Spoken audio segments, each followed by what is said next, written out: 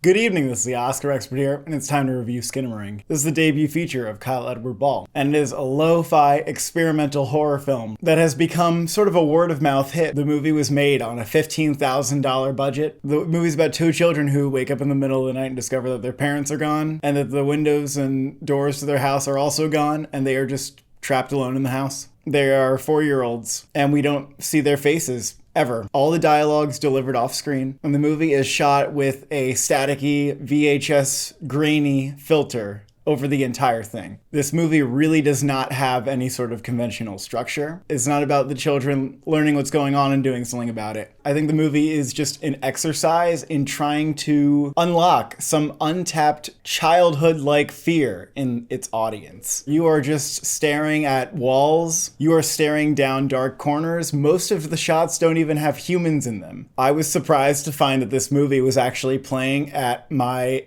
AMC. I thought I was going to have to go to IFC to see this one because it is so experimental. And it was almost surreal seeing a movie like this and so low budget playing at an AMC with a packed house, by the way. And some people are going to think that this movie is just total bullshit. They're going to say nothing happened the whole time. We were just looking at walls with a grainy filter over everything. And then other people are going to come out, as some already have, and they're going to say this was one of the most terrifying films I've ever seen. Now, I would not call it one of the scariest movies I've ever seen, but I did think it was scary, but in a different way from what I am used to seeing. And that is why I found the movie to be really exciting. It is a filmmaker who's trying to unsettle you and scare you in a way that I don't think another movie has tried to do before. And so although there is a chance that you will hate this movie, I think either way, you're gonna remember the experience, and I think you should watch it on a big screen. The guy next to me walked out in the middle after mumbling like, come on, man, like, what is this shit? But to me, this is exciting. This is a movie trying to reinvent the ways in which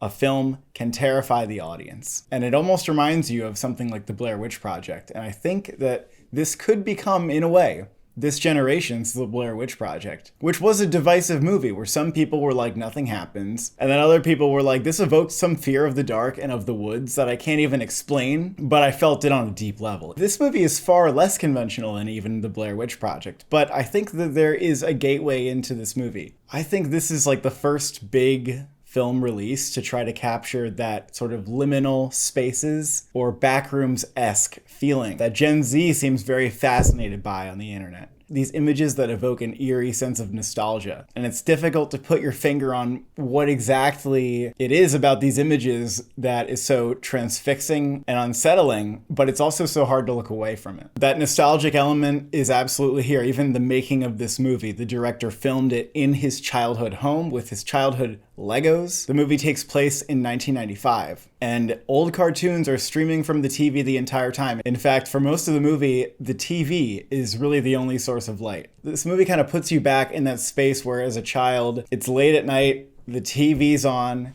there's a mess of Legos in front, and everybody's gone to bed. And you are terrified because you have to turn off all the lights before going upstairs. And the feeling of looking into a dark hallway and the visual noise that your eyes create when you stare into the darkness. And the vague imagination of what could be in there. You don't really know what it is that you're afraid of, but you know that you're terrified of it. And what it would be like if that visual noise and that darkness consumed you. That's Skinamarink. And it's not like there is nothing in the shadows. Like, there's something in the house. There is some presence. That's all you can really say about it. But it's goddamn eerie. The movie is almost evil feeling. I feel like the way that it doesn't care about your entertainment is even eerie. I think if there's something that Skinamarink does tap into, if we're to put it in a more concrete way, it's the sphere of abandonment. And I think a lot of these liminal spaces, like I was talking about, also evoke this, because these are places where you feel like you've been there before as a child, but nobody is there anymore. Skinamarink is more like a nightmare than a story. And in a nightmare, there's no logic. And this movie makes no attempt to explain itself or resolve anything. We simply venture further and further into the dark, and the movie just becomes more disorienting. There are times where the static even seems to become noisier. I actually would really encourage you to see this movie in a theater, in the dark, on a giant screen where you can let that static envelop you. And I will not accept anybody trying to come up with theories to support, what's really going on in this movie. Like, I don't need to hear any theories about any shit. Let the nightmare be illogical. The fact that we don't even see these characters' faces, I think, just makes it easier for the audience to place themselves in these children. Because I think what's so fascinating about this movie is that it's not really about these characters. It's about you, and it's about you putting yourself in this experience. It's evoking those fears that you had as a child that you forgot about. There are stretches where we don't even see the children in this movie. It's been like 5 minutes and you're like, where are the children? Didn't one of them like scream 2 minutes ago? Like, where are they? And as this movie goes on, I love that you kind of lose sense of time.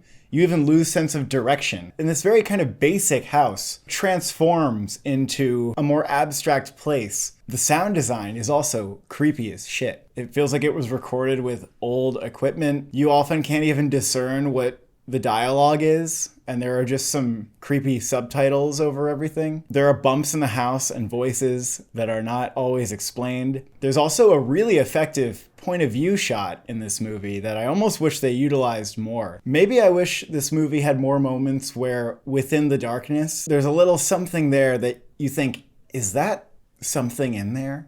Because there were some times where the movie did that, but I kind of wanted to do it more. I wanted to be more tricked by the darkness, because after a while I was kind of like, well, there's really never anything in the darkness, so I'm not gonna search it for something. And I kind of wanted to search in the darkness to see if I could see anything. I would say there were times where the movie's pacing was a little tedious to the point where it did take me a little bit out. There were some times where I wondered if it would have been more effective if the director found a camera that actually produces grain and static rather than having that be an overlay. I assume that a lot of the static was an After Effects overlay. And there were times where I could see it kind of like start reversing or looping. You could definitely argue that it's a little too long and that there are some moments where you're like, okay, it felt like we had a slight progression going, and now we're kind of back to staring at walls and stuff. But the overall effect of the movie makes up for those moments. When the lights came on,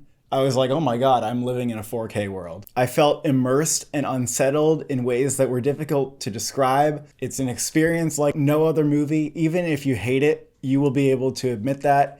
You may even admire this movie a lot, but just not enjoy it. Whatever your reaction, I still would encourage you to take a chance on the movie. This movie's box office run and word of mouth is really just cooking up. I kind of can't wait to see where it goes. I think it would be just hilarious if this was like a massive hit. I mean, for the budget already, it's a huge hit. Like, if this was just a movie that I could talk to anybody about, I would be gleeful. Like, even if I go up to people and I'm like, have you seen Skinamarink? And they'd be like, yeah, I fucking hated that. I'd be like, yeah, let's talk about it. I'm giving this one an 8 out of 10. Thank you for watching. Thank you for subscribing. What did you fear in the dark of your childhood home?